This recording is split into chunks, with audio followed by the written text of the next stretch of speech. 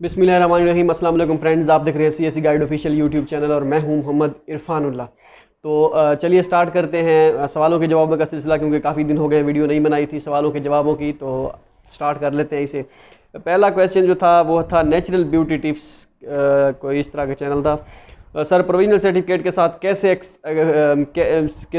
कैसे एक्सेप्ट करेंगे China uni? आप 100% श्योर हैं? जी बिल्कुल, मैं 100% श्योर हूँ कि अगर तो आपका प्रोविजनल सर्टिफिकेट ऑथेंटिक बना हुआ है, यूनिवर्सिटी वालों ने आपको बना के दिया है कलर्ड, ठीक है, तो फिर वो आपको एक्सेप्ट कर लेंगे, इसमें कोई दो राय नहीं है। स्टूडेंट सेलेक्ट हुए हैं। अगर ज़्यादा आपको लगता है कि कन्फ्यूजन आपके माइंड में है कि पता नहीं मैं सिलेक्ट होऊंगा या नहीं होऊंगा, तो आप अर्जेंट डिग्री निकलवा सकते हैं। अगर मतलब कि आपकी डिग्री अब कंप्लीट हुई है जनवरी फरवरी में भी आपके पास आपको वो अर्जेंट डिग्री निकाल के दें। 10,000 रुपये, मेरे ख्याल में 10-12 हज़ार फीस होती है उसकी। तो इस तरह का कोई सीन होता है। बाकी प्रोविजनल सर्टिफिकेट के साथ कोई मसला नहीं है, आपकी स्कॉलरशिप लग जाती है। स्टूडेंट्स गए हैं, ठीक हो गया। नीचे भी नेचुरल ब्यूटी का ही क्वेश्चन था कि मेरे पास एमएससी की है डिग्री जो है, मुझे उसको मेरे पास मार्कशीट है, अप्लाई करना चाहता हूँ नेक्स्ट ईयर, तो क्या मेरा एडमिशन हो जाएगा? इंशाल्लाह आपका एडमिशन हो जाएगा अगर आप सही तरीके के साथ अप्लाई करेंगे। प्रोविजनल सर्टिफिकेट के साथ जो है ज़बरदस्त करके एडमिशन होगा, ठीक हो गया। अच्छा, इसके बाद है जी एमएससी बॉटनी वाले किस डिपार्टमेंट में एडमिशन ले सकते हैं एमफिल में? वो डिपेंड करता है कि आप जो है आप अगर किसी डिपार्टमेंट में भी आप ले सकते हैं। आपका जो रिलेटेड डिपार्टमेंट है आप किसी में भी ले सकते हैं, लाजमी नहीं है कोई जो है उनकी कोई रिस्ट्रिक्शन हो या इस तरह का कोई सीन। लेकिन कभी कभी जो है वो ऐसा करते हैं कि वो क्या करते हैं, आपको एक्सेप्ट यूनिवर्सिटी वाले कर देते हैं और बाद में ये पता चलता है कि वो कहते हैं कि आपका जो डिपार्टमेंट है वो मैच नहीं हो रहा, आपका मेजर जो है कोई और है। लेकिन लड़के 180 के एंगल में मेजर चेंज कर लेते हैं, कोई इशू नहीं बनता। प्रेफर यही करें अपने आप को, अपने जो है आप जो मेजर जो सेम है, आपका जो रिलेटेड है मेजर उसी में। लेकिन अगर आप चेंज करना चाहें तो कर सकते हैं, कोई इतना बड़ा मसला नहीं है। तो कोई कोई यूनिवर्सिटीज़ करती है, कोई जो है, लाजमी नहीं कि सब भी करें, तो आप चेंज कर सकते हैं मेजर। अब मैं मेडिकल की फील्ड का हूँ नहीं, इस वजह से आई थिंक ये थोड़ी सी मेडिकल से रिलेटेड फील्ड है बॉटनी, तो इसका मैं कुछ कह नहीं सकता कि आप किस डिपार्टमेंट में एडमिशन ले सकते हैं। आपका जो रिलेटेड आपके जो डिपार्टमेंट हैं तो उनमें आप ले सकते हैं। आप कमेंट में बताइए कि ये मेरे डिपार्टमेंट रिलेटेड है, क्या इसमें मैं एडमिशन ले सकता हूँ? हो सकता है मैं जानता हूँ या किसी दोस्त ने एडमिशन लिया हो इस डिपार्टमेंट में, तो मैं आपको बता दूंगा कि ये बिल्कुल आप एडमिशन ले सकते हैं। तो ये एक क्वेश्चन मार्क है, ये आप बता दीजिएगा कमेंट में। अच्छा, दोबारा बीनी का क्वेश्चन था कि एमफिल कितने ईयर का होता है चाइना में, और एनुअल सिस्टम होता है या सेमेस्टर? बिल्कुल सेमेस्टर सिस्टम होता है, कोई एनुअल सिस्टम नहीं होता। ये एमफिल डिपेंड करता है यूनिवर्सिटी पे, आप किस यूनिवर्सिटी में अप्लाई कर रहे हैं। कुछ यूनिवर्सिटीज़ की एमफिल होती है वो 4 साल की होती है, ठीक है, कुछ की 3 की होती है, कुछ की 2 की होती है, कुछ की 2.5 साल की भी होती है, 2.5 ईयर्स की।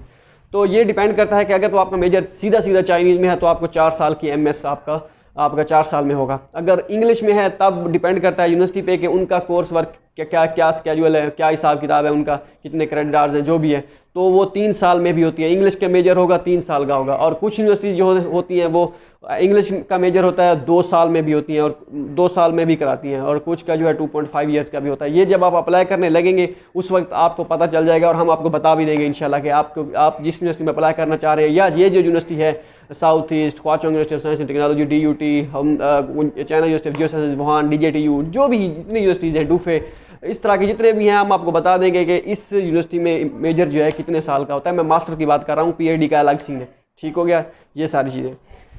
इसके बाद है जी स्नोई नाइट्स का क्वेश्चन था कि sir please MOFA QR code का इशू रेज़ करें, फॉरेन एम्बेसी हमारे डॉक्यूमेंट्स एक्सेप्ट नहीं कर रही, QR कोड स्कैन नहीं हो रहा, ये है वो है, मतलब कि वो और जो स्टाफ जो है वो कोऑपरेट नहीं कर रहा, तो हम वहाँ पे काफ़ी मतलब हमें ऑफिस में काफ़ी धक्के खाने पड़ते हैं।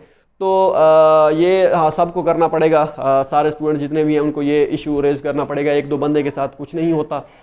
तो हम तो अपनी तरफ से, मैं आपको पिछले वीडियोस में मैं आपको बता चुका हूँ, पिछली वीडियोस में, कि ये इशू वाकई जेन्युइन इशू है, लड़कों का ये आ रहा है। अब जिनका डॉक्यूमेंट्स जिनके स्कैन नहीं हो रहे वो दोबारा जा रहे हैं उसमें कहाँ पे, मोफा में, वो फिर मोफा वाले दोबारा जो है वो वेरीफाई दोबारा उनको सेट करके देते हैं, वो 1-2 दिन बाद दोबारा वही QR कोड स्कैन नहीं होता, दोबारा मसला वही आ जाता है। तो ये अब लड़के यही कहते हैं जिनका मसला आ रहा है वो उनको दोबारा जाना चाहिए कि उसमें फॉरेन अफेयर से बात करनी चाहिए। लेकिन कुछ कह रहे हैं कि हम गए थे, हमारी बात नहीं सुनी उन्होंने, वो कह रहे हैं हमारा इसमें कोई वो नहीं है, ये सारा जो है ये पता नहीं कौन उनका जो भी उनकी अथॉरिटी है वो कर रही है, मतलब उनके हाथ में होता है ये सारा कुछ सब कुछ। तो इसके बारे में मैं कुछ नहीं कर सकता। हाँ, अगर जैसे ट्रेंड चलाते हैं जो भी है अगर चला या चलाया किसी ने तो हम इंशाल्लाह उसमें आपका साथ ज़रूर देंगे।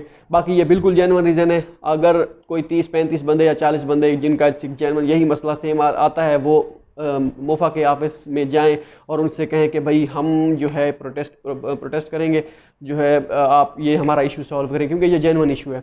बाकी इससे ज़्यादा और कुछ नहीं कर सकते। ओके हो गया, हम आपका साथ ज़रूर देंगे इंशाल्लाह।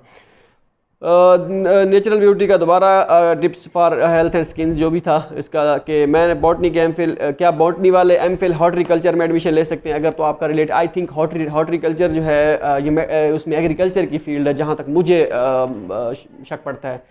तो अगर तो आपके रिलेटेड मैच करता है, इसमें ये मेजर मैच करता है, या आपने इसका जो इनसे रिलेटेड सब्जेक्ट एक आध अपनी जो है प्रीवियस डिग्री में पढ़े हैं तो डेफिनेटली आप अप्लाई कर सकते हैं, कोई मसला नहीं है। उनको मेजर के साथ कोई मसला नहीं है, वो अगर आप अप्लाई करना चाहें तो कर सकते हैं, कोई मसला नहीं है। और दोबारा सेम क्वेश्चन, सारे क्वेश्चन इन्हीं के ही हैं तकरीबन।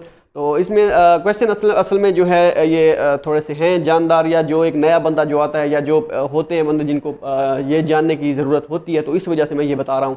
क्या एमफिल में एडमिशन, ये सारे क्वेश्चन मैं पहले बता चुका हूँ, लेकिन आपको वीडियोस दोबारा देखनी पड़ेंगी पिछली वाली जो भी है।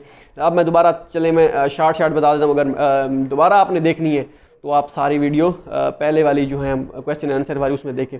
क्या चाइना एमफिल एडमिशन में CGPA कितना होना चाहिए? कोई CGPA की रिक्वायरमेंट नहीं है। 2.5, 6, 7, 8, 3.9, 3.8, 4x4 जितना भी हो, उनको इसके साथ कोई वो गर्ज नहीं है। आपका एक्सेप्टेंस लेटर, आपके डॉक्यूमेंटेशन, आपका स्टडी प्लान और जो आपने डॉक्यूमेंटेशन, आपका ऑनलाइन फॉर्म जो भी है, जितने भी हैं, ये सारी चीज़ें मैटर करती हैं कि आपने कैसे बनाए हैं, कैसे आपने डॉक्यूमेंटेशन किया, और मेन चीज़ जो है आपकी हार्डवर्क और आपका लक। इसके अलावा और कोई चीज़, उनका कोई क्राइटेरिया नहीं है। ओके हो गया। रिकमेंडेशन लेटर हम खुद बनाएंगे क्या? नहीं, आपको आप जिस यूनिवर्सिटी से पढ़ के आए हैं वहीं पे आप प्रोफेसर के पास जाएंगे जिन्होंने आपको पढ़ाया है, खा वो किसी सब्जेक्ट, कोई सब्जेक्ट भी उसने पढ़ाया हो, उन्होंने जिस प्रोफेसर ने आपको पढ़ाया था वो एसोसिएट प्रोफेसर या प्रोफेसर हूँ, उनसे आप बनवाएंगे। वो आपको फॉर्मेट वगैरह वो हमने वेबसाइट cscguideofficial.com पे फॉर्मेट दे दिया है, वहाँ से आप फॉर्मेट उठा के वो प्रोफेसर को, अगर उनको नहीं पता कि फॉर्मेट कैसे होता है, कुछ प्रोफेसर के पास होते हैं, कुछ के पास नहीं होते, क्योंकि उनको एक्सपीरियंस नहीं होता रिकमेंडेशन लेटर का, तो इस वजह से वो फॉर्मेट है पड़े, वो आप उनसे ले जाइए, उनसे साइन करवा के स्टैंप लगवा के यूज़ कर सकते हैं। Can HSK language test certificate necessary for Chinese university? नहीं, ये डिपेंड करता है कि आप किस यूनिवर्सिटी में जिसमें अप्लाई कर रहे हैं वो मेजर इंग्लिश में है या चाइनीज़ में। अगर तो चाइनीज़ में होगा तो अब की बार जो सिलसिला इस साल था या नेक्स्ट ईयर में भी होगा कि चाइनीज़ लैंग्वेज HSK लाजमी हो। अगर आप इंग्लिश के लिए कर रहे हैं, सिर्फ इंग्लिश प्रोफिशिएंसी सर्टिफिकेट काफ़ी है जो यूनिवर्सिटी से आपने बनवाना होता है, आइट्स की ज़रूरत भी नहीं होती। ठीक हो गया। ओके हो गया। इसके बाद है जी Nadia Memon, CSE scholarship apply करने के लिए कितने मार्क्स मैक्सिमम होने चाहिए in matric and inter? Please tell me brother. तो कोई, मैंने पहले बताया कि कोई भी इनका क्राइटेरिया नहीं है, कोई इनकी रिक्वायरमेंट नहीं है कि इतने मार्क्स होने चाहिए, इतने ना हो, ये वो, जितने भी हों आप अप्लाई करें। सिर्फ आपका लक और आपकी हार्डवर्क है। अगर आपका हुआ आपकी किस्मत ने साथ दिया तो आपका हो जाएगा, बाकी रिक्वायरमेंट कोई नहीं है। इसके बाद अंसार स्टूडियो, क्या क्या लेके जाना होता है जब पाकिस्तान से जाना है? ठीक हो गया। अच्छा, इसके बाद छुट्टी में अप्लाई में अपने पैसों की टिकट लेकर आते हैं या यूनी की तरफ से होती है जो स्कॉलरशिप पर जाते हैं? क्या क्या लेकर जाना है ये इंशाल्लाह हम कभी आइंदा आने वाली वीडियो में बताएंगे, क्योंकि फ़िलहाल 2-3 महीने 4 महीने लेट है काम। मार्च में शायद बुलाएं या इससे भी लेट हो सकता है मार्च में बुलाएं, तो उससे पहले या आने वाले दिनों में एक आध वीडियो बना भी देंगे हम। चलें आपकी जो है याद दहानी के लिए या आपकी तसल्ली के लिए क्या क्या चीज़ें। बाकी जो टिकट होती है निश्ता, वो आपने खुद लेकर आनी होती है, चाहे आप पहली मरतबा जा रहे हैं या वहाँ से आ रहे हैं, जब भी आ रहे हैं वो आपने खुद करानी होती है अपने पैसों के साथ। जो आपको स्टाइपेंड मिलता है उसमें अगर आपको आने का, पाकिस्तान आने का शौक़ है वहाँ पे जाने के बाद, तो फिर आपको खुद करानी पड़ेगी अपने पैसों से। ठीक हो गया। यूनिवर्सिटी कोई स्टाइपेंड स्कॉलरशिप जो स्टाइपेंड देती है उसी में से आप सेविंग करें 500 200 RMB जितना भी बनता है 4-5 महीनों का, तो फिर आप टिकट कर उनके पैसे बचा लें। इसके बाद है जी मोहम्मद माज का क्वेश्चन था, बिरादर अगर मेरे पास एक यूनिवर्सिटी से 2-3 एक्सेप्टेंस लेटर हूँ तो मैं बाकी 2 प्रोफेसर्स को बता दूँ कि I got acceptance letter from other professors, तो क्या ये मेरी एप्लीकेशन पे इम्पैक्ट पड़ सकता है या नहीं पड़ सकता, बताएं। प्रोफेसर माइंड ना कर जाएं। साथ ही रहीम बलोच ने क्वेश्चन रखा, यार हमें तो एक भी नहीं मिल रहा, आप 2-2 की बात कर रहे हो। मार्केट ओवर हो रही है, साइड हो जाओ प्लीज़, जस्ट किडिंग। अच्छा ठीक हो गया, मतलब लिखा हुआ है उन्होंने। तो अगर आप बताना चाहते हैं प्रोफेसर को जिन दोस्त से आपको मिला है एक्सेप्टेंस लेटर, तो बता सकते हैं, कोई मसला नहीं है, कोई वो माइंड नहीं करते। आपने उनको बताना है कि भाई मुझे इस प्रोफेसर वो मेजर जो है, या इस तरह आपने उनको बताना है कि मैं उसके साथ जो मेरा मेजर जो है वो ज़्यादा मैच कर रहा है, तो रिसर्च डायरेक्शन उसकी मेरे एजुकेशन से मैच करती है, इस वजह से मैं उस प्रोफेसर के पास जाना। लेकिन आप उनको ना भी करें, वैसे कोई इतना बड़ा मसला नहीं है, लेकिन बता दें अच्छा रहेगा। ये आप पे डिपेंड करता है टोटली कि आप क्या क्या क्या करते हैं। बाकी रहीम यार, अगर आपको एक्सेप्टेंस लेटर नहीं मिल रहा है, कोशिश करें इंशाल्लाह स्ट्रॉन्ग CV बनाएं, अच्छी एक CV बनाएं, ज़रूर आपको एक्सेप्टेंस लेटर मिलेंगे। एक नहीं, 2 नहीं, 3 नहीं, इससे भी ज़्यादा मिलेंगे, तो वो कोई मसला नहीं है।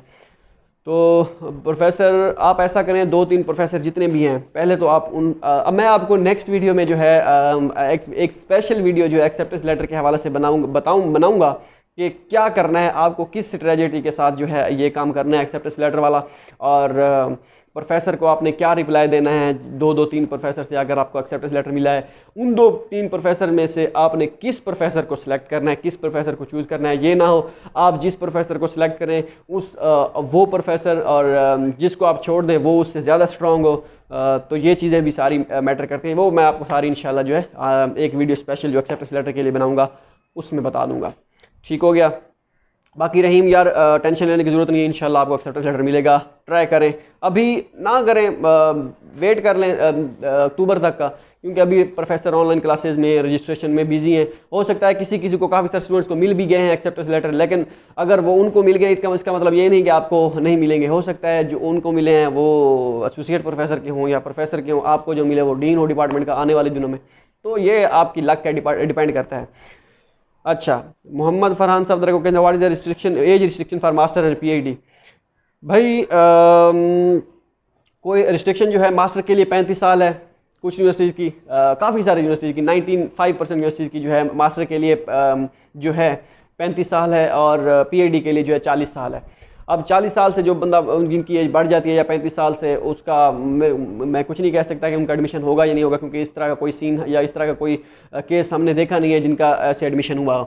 बाकी जो है बैचलर का है जो है वो 25 साल होती है, कुछ यूनिवर्सिटीज़ जो है वो 30 साल भी कर देती हैं, कुछ यूनिवर्सिटीज़ मास्टर की भी 40 साल कर देती हैं, कुछ 42 जो है या 45 साल तक भी PhD के लिए कर देते हैं। ये जो जब एडमिशन स्टार्ट होंगे वो हम वहाँ पे हम मेंशन कर देंगे, हम आपको बताते रहेंगे कि इस यूनिवर्सिटी की जो है इतनी रिक्वायरमेंट है, एज रिस्ट्रिक्शन इतनी है, ठीक है। तो वो इसमें टेंशन लेने की बात, मैक्सिमम जो है एवरेज जो है वो जो है 35 से 40 साल है, PhD के लिए 40 और मास्टर के लिए 35।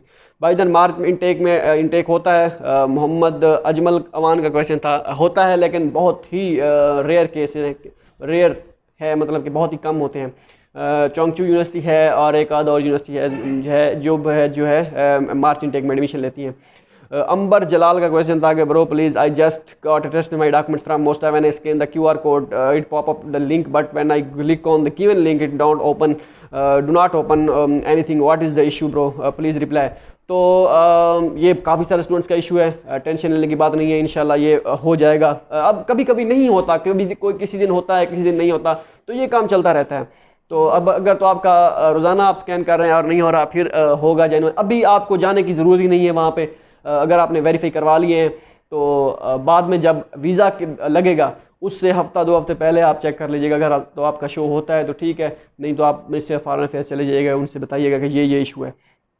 इसके बाद है जी शुजाउल्लाह का क्वेश्चन था कि इस्लाम भाई अगर अभी किसी यूनिवर्सिटी की स्कॉलरशिप है बाकी है बता दें, सितंबर अक्टूबर में। निश्ता कोई स्कॉलरशिप नहीं है फ़िलहाल, चाइना की कोई स्कॉलरशिप नहीं है, बाकी कंट्रीज़ की होंगी तो होंगी।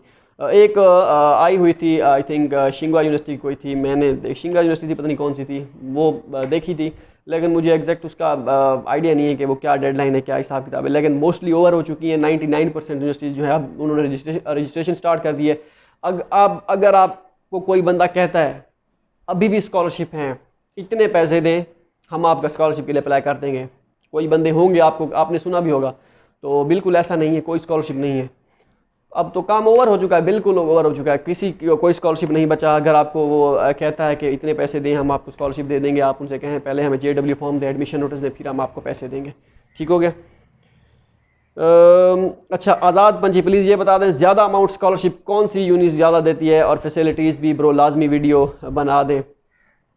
सबसे ज़्यादा जो स्टाइपेंड मिलता है वो PID वालों को मिलता है। यूकास पहले तो होती थी, जो है आंसू स्कॉलरशिप पहले होता था, हाँ पहले आई थिंक यही होता था, कास टीवास कैश टीवास जो भी है, तो वो देती थी 8,000 RMB के 7,000 RMB PID वालों को, 3,000 RMB जो है मास्टर वालों को। फैसिलिटीज़ जो है डॉर्मेट्री वही है, मेरे ख्याल में उनके PID वालों को डॉर्मेट्री खुद अरेंज करना पड़ता है, और मास्टर वालों को खुद देती है। और जो हो गया, अब उस आंसू स्कॉलरशिप का नाम दे दिया गया है, उसमें 2 इंस्टीट्यूट हैं, यूकास और USTC, उसमें ये स्कॉलरशिप जो है अच्छा देती हैं। बाकी काफ़ी सारी यूनिवर्सिटीज़ ऐसी भी हैं जो शेंजन यूनिवर्सिटी आई थिंक ये है एक आध, और ग्वांगचू यूनिवर्सिटी है, वो भी PID वालों को जो 4,000 तक स्टाइपेंड भी देती हैं। ठीक हो गया। मास्टर वालों के लिए तकरीबन यही है 3,000, बस इससे ज़्यादा नहीं है। 3,000 कोई एक आध यूनिवर्सिटी होगी, जैसे शान जो बताओगे उसकी यूनिवर्सिटी स्कॉलरशिप जो है, एक क्लास स्कॉलरशिप जो है 3500 है आई थिंक। ठीक है, बल्कि 3,000 है, आई थिंक 3,000 है, तो हो अब मे भी हो 3500 तक, बाकी इससे ज़्यादा मास्टर वालों के लिए नहीं है। PID वालों को काफ़ी सारी यूनिवर्सिटी इंशाल्लाह जैसे स्टार्ट होंगे एडमिशन हम आपको बता देंगे। फैसिलिटीज़ यही होती है कि डॉर्मेट्री फ्री होती है, इलेक्ट्रिसिटी बिल फ्री होता है, सब कुछ फ्री होता है, सिर्फ आपने वहाँ पे अपना खाना जो है खुद बनाना होता है, उस पर भी थोड़ा सा खर्चा आ जाता है, बस 1000 RMB या 500 RMB, ज़्यादा से ज़्यादा 1000 आ जाएगा बस। ठीक हो गया। Israrul I did a master in chemistry, I want to do MS what I do. आपने कुछ नहीं करना, आपने सिर्फ और सिर्फ हमारी वीडियोस फॉलो करते जाना है और अपनी डॉक्यूमेंटेशन तैयार करनी है। सारे डॉक्यूमेंट्स आपके जब तैयार हो जाए, फिर आपने वेट करना है कि किस यूनिवर्सिटी की स्कॉलरशिप जो है ओपन हुई है चाइना की, और जिसमें ओपन हुई है आपने उसमें अप्लाई कर देना है, सिंपल, बस इसके अलावा कुछ काम नहीं है। अब स्कॉलरशिप कब ओपन होगी, आपको कैसे पता चलेगा, वो हम आपको इंशाल्लाह बताएंगे। और हमारी वेबसाइट जो है CSCguideofficial.com, वो वहाँ पे विजिट करते रहिए, हम वहाँ पे अपडेट करते रहते हैं स्कॉलरशिप का। डेविल्स गेमिंग ब्रो, मैंने BSCS की एफिलिएट कॉलेज से, और वो कॉलेज अब बंद है, तो अब मैं रिकमेंडेशन लेटर कहाँ से बनवाऊँ? आप उसी कॉलेज से बनवाएंगे जहाँ से आपने किया है। आप वेट कर लें, कोई इमरजेंसी नहीं है, अभी बंद है, तो आप जनवरी फरवरी में एडमिशन होंगे स्टार्ट, आप नवंबर दिसंबर में चले जाइएगा, तब तक एडमिशन आपका जो कॉलेज है वो ओपन हो चुका होगा, कोई प्रॉब्लम नहीं है। सुहेब इरशाद, अस्सलाम वालेकुम सर, एक क्वेश्चन है, काइंडली आंसर दे दें कि मैंने 2 प्रोफेसर से रिकमेंडेशन लेटर बनवा लिए हैं, रेडी करवा लिए हैं। मेरा क्वेश्चन ये है कि क्या मैं लेटर की फ़ोटोकॉपी यूज़ कर सकता हूँ या एक से ज़्यादा यूनिवर्सिटी में अप्लाई करने के लिए? आपने जिस यूनिवर्सिटी में आप अप्लाई करना है, आपने ओरिजिनल रिकमेंडेशन नहीं भेजने, मैं पहले बता चुका हूँ, आपने सिर्फ और सिर्फ उनकी फ़ोटोकॉपी भेजनी है, वो चाहे आप कलर्ड में भेजें या आप ब्लैक एंड वाइट भेजें, ये आप पे डिपेंड करता है, कोई मसला नहीं है। ओरिजिनल आपने अपने पास रखने, किसी यूनिवर्सिटी को नहीं भेजने, सिर्फ आपने यूनिवर्सिटी से जो बनवाने हैं वो एक मरतबा बनवाने। ये नहीं कि आप 3 यूनिवर्सिटी में अप्लाई कर रहे हो और रोज़ाना जाके अपने प्रोफेसर से कहें, जो यूनिवर्सिटी से कहें, सर अब मैंने एक यूनिवर्सिटी में अप्लाई कर दिया था, वो मैंने उधर भेज दिए, अब मुझे दूसरे बना के दें। ऐसा नहीं करना, आपने सिर्फ एक मरतबा बनवाने हैं, उनको स्कैन करना है, वो स्कैन आपने अपलोड करने हैं ऑनलाइन फॉर्म पर, जो ऑनलाइन उनका फॉर्म होगा। अगर आप सेंड करना चाहें बाई पोस्ट आपने सेंड करने हैं, तो वही जो स्कैन हुए होंगे उसको आप प्रिंट निकलवाएंगे। ठीक है, वो चाहे कलर्ड हो चाहे जो है ब्लैक एंड वाइट हो, जो भी है। ठीक हो गया। इसके बाद है जी आज़ाद पंची दोबारा, MS के लिए कौन सा यूनिफुल, ये देसी वीडियो है, टिपिकल देसी वीडियो। ठीक हो गया, पता चल गया होगा आपको। MS के लिए कौन सी यूनिवर्सिटी फुली फंड स्कॉलरशिप देती है और मंथली कितना? क्योंकि आपके माइंड में जो चल रहा होगा वो मैंने आपको बता दिया है। देती है और मंथली कितने RMB? अब मैं वीडियो एडिट नहीं करूँगा, ऐसे ही होगी, क्योंकि वीडियो एडिट करने में जो है बड़ा कुत्ता काम है जिसे कहते हैं। फुली फंड स्कॉलरशिप देती है और मंथली कितने RMB देती है? MS के लिए फुली फंड स्कॉलरशिप देती है और कितने RMB देती है? बिकॉज मैं अपनी स्टडी कंटिन्यू करना चाहता हूँ, फैमिली को सपोर्ट करना चाहता हूँ। प्लीज़ गाइड में फुल स्कॉलरशिप मिलेगी, सेविंग भी हो सकेगी, सबका यही मसला है। तकरीबन जो स्टूडेंट्स अप्लाई करते हैं वो सारे मिडिल क्लास फैमिली से ताल्लुक़ रखते हैं। वो स्टाइपेंड जो है वो आपको मिलता है वो आपको 3000 RMB 2500 RMB मुख्तलिफ होता है, मतलब मुख्तलिफ किस्म, हर यूनिवर्सिटी का अपना अपना होता है। CSE जो होता है चाइना स्कॉलरशिप काउंसिल का, वो मास्टर के लिए 3000 होता है, PhD के लिए 3500 होता है। उसमें मिसाल आपको कोई भी स्कॉलरशिप मिली है, उसमें आपको स्टाइपेंड 2000 RMB मिनिमम आपको मिल भी रहा है, अगर उसमें आपका खर्चा हो जाएगा 700-800 RMB, ठीक है। आपको 1100-1200 RMB आप सेव कर लेंगे, वो आप हिसाब बना लें, 1200 RMB का हिसाब 22 रुपये के हिसाब से या 23 रुपये के हिसाब से 25-30 हज़ार बन जाएगा। वो आप घर भेज सकते हैं और घर वालों को सपोर्ट कर सकते हैं, अच्छा खासा गुजारा चल सकता है। तो इतना बड़ा मसला नहीं है, आप बिल्कुल कर सकते हैं, घर वालों को सपोर्ट भी कर सकते हैं। टॉप हेडलाइंस का था कि क्या आप बता सकते हैं कि रिकमेंडेशन लेटर एसोसिएट प्रोफेसर के हो जाते हैं या ओनली एक्सेप्ट हो जाते हैं, या ओनली प्रोफेसर के, एसोसिएट प्रोफेसर के भी हो जाते हैं और प्रोफेसर के भी हो जाते हैं, ठीक हो गया।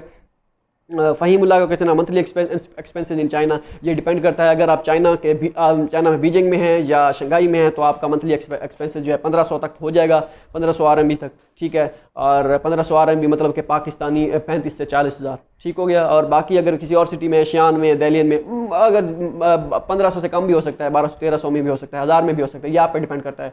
अगर आप नॉर्मल ज़िंदगी गुजारते हैं, अगर आप कहते हैं मैं अयाशी करूँ, वहाँ पे एंजॉय करूँ, पार्टियाँ अटेंड करूँ, तो फिर जो है आपके लिए 3000 क्या आपके लिए 30 हज़ार भी कम है, ठीक हो गया। बंदे के पुत्रों की तरह जिसे कहते हैं रहना है, तो आपके लिए 1000-1500। मैं आपकी बात नहीं कर रहा, मैं ऐसे बंदों की बात कर रहा हूँ जो ये चाहते हैं, ठीक है। अगर हम बंदे के पुत्रों की तरह रहें तो हमारे लिए 3000 भी काफ़ी है, अगर ना रहें तो फिर 30 हज़ार भी ना काफ़ी है, ठीक हो गया। ये एक्सपेंसेस होते हैं। बाकी खाने पीने का जो खर्चा होता है वो अगर आप वो 1000 RMB लग जाता है तकरीबन, पाकिस्तानी 20 से 25 हज़ार, बस इससे ज़्यादा नहीं लगता। इसके अलावा आपके अपने एक्सपेंसेस हैं, वो आप जितना अपने ऊपर खर्च करेंगे, जितना भी आप करते हैं, वो आप पे डिपेंड करता है।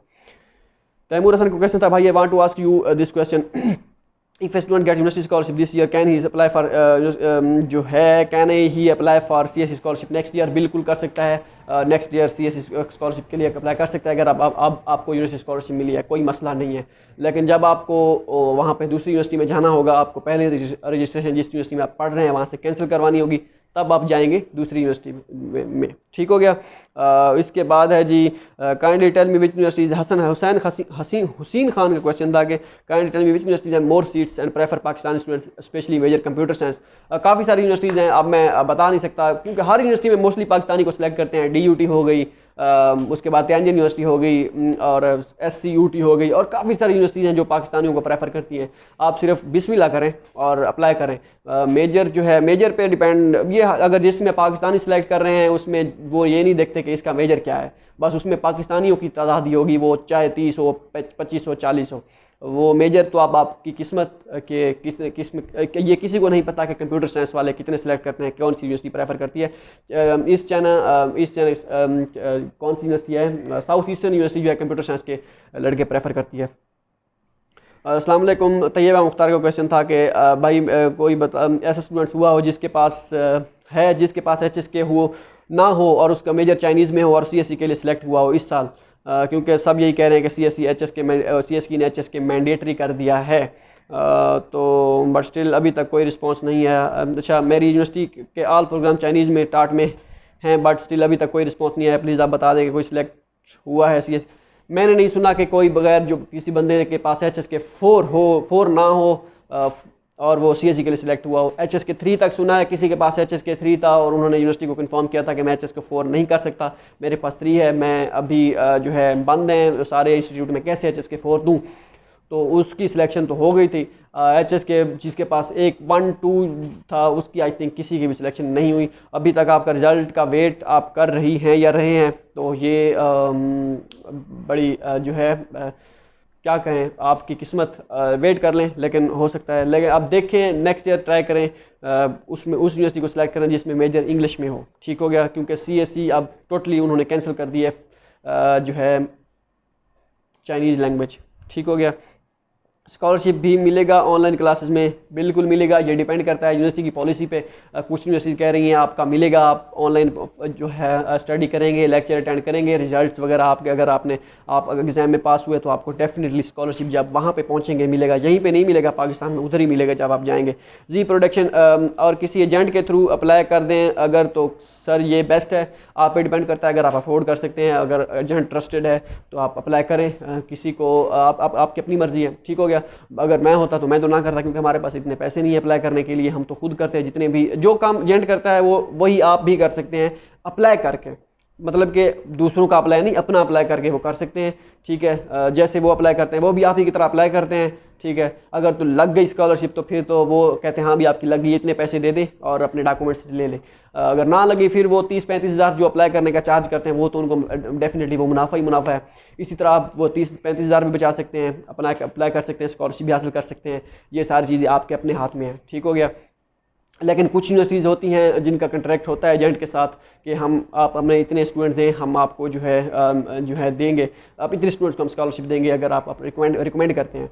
तो सेल्फ का जो होता है वो तो टोटली होता है एजेंट के थ्रू होता है, लेकिन वो भी आप खुद भी अप्लाई कर सकते हैं। स्कॉलरशिप का भी कुछ जो है एजेंट्स के थ्रू होता है, लेकिन अब ये नहीं पता किस यूनिवर्सिटी का होता है, लेकिन होता है। क्योंकि मुझे यूनिवर्सिटी का नहीं पता, एक आध दोस्त से सुना था कि उनके दोस्त जो हैं वो एजेंट के थ्रू स्कॉलरशिप पे गए हैं। CSE स्कॉलरशिप पे आज तक मैंने कोई नहीं देखा। ठीक हो गया। बाकी यूनिवर्सिटी स्कॉलरशिप होती है 1000-1500 RMB तक जो होती हैं, स्कॉलर एजेंट के थ्रू जाते हैं लोग। अगर आप अफोर्ड कर सकते हैं तो कर लीजिएगा, लेकिन एजेंट ट्रस्टेड होना चाहिए। इसके बाद है जी प्रोजेक्शन सर, अक्टूबर में सिविल इंजीनियरिंग के लिए स्कॉलरशिप अप्लाई कर सकते हैं। सिविल इंजीनियरिंग की कोई स्कॉलरशिप नहीं है, कोई स्कॉलरशिप नहीं है अक्टूबर की, आपको दिसंबर जनवरी तक वेट करना होगा। इसके अलावा और कोई ऑप्शन नहीं है। क्वेश्चन एंड हो गए। मिलते हैं अगली वीडियो में। दुआ में याद रखिएगा। अल्लाह हाफ़िज़।